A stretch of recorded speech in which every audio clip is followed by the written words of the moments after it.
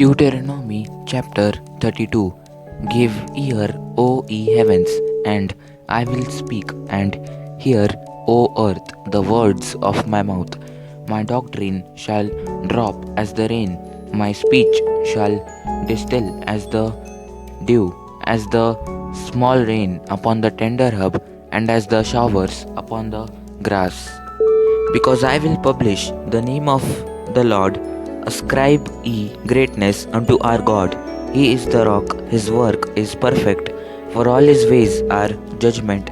A God of truth and without iniquity, just and right is he. They have corrupted themselves, their spot is not the spot of his children. They are a perverse and crooked generation. Do ye thus requite the Lord, O foolish people and unwise? Is not he thy father that hath bought thee? Hath he not made thee and established thee? Remember the days of old. Consider the years of many generations. Ask thy father, and he will show thee, thy elders, and they will tell thee. When the Most High divided to the nations their inheritance, when he separated the sons of Adam, he set the bounds of the people according to the number of the children of Israel. For the Lord's portion is his people, Jacob is the lot of his inheritance. He found him in a desert land and in the waste, howling wilderness.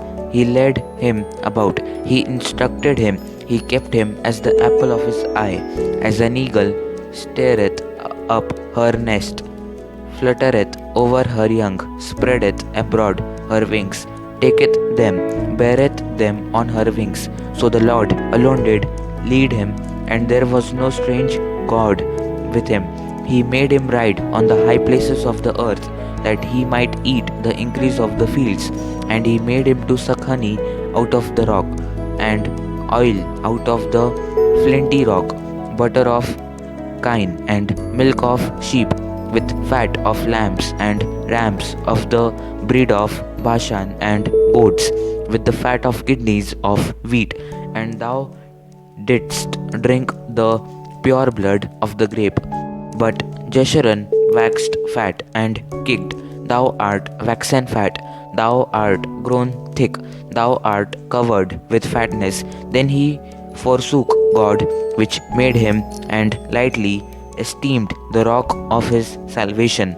They provoked him to jealousy with strange gods, with abominations provoked they him to anger. They sacrificed unto devils, not to God, to gods whom they knew not, to new gods that came newly up, whom your fathers feared not. Of the rock that begat thee, thou art unmindful, and hast forgotten God that formed thee. And when the Lord saw it, he abhorred them, because of the provoking of his sons and of his daughters. And he said, I will hide my face from them, I will see what their end shall be, for they are a very froward generation, children in whom is no faith. They have moved me to jealousy with that which is not God. They have provoked me to anger with their vanities, and I will move them to jealousy with those which are not a people. I will provoke them to anger with a foolish nation. For a fire is kindled in mine anger, and shall burn unto the lowest hell, and shall consume the earth with her increase, and set on fire the foundations of the mountains. I will heap mischiefs upon them, I will spend mine arrows upon them. They shall be burnt with hunger, and devoured with burning heat, and with bitter destruction. I will also send the teeth of beasts upon them, with the poison of serpents of the dust. The sword without and terror within shall destroy both the young man and the virgin, the suckling also with the man of grey hairs. I said, I would scatter them into corners, I would make the remembrance of them to cease from among men. Amen. God bless you all.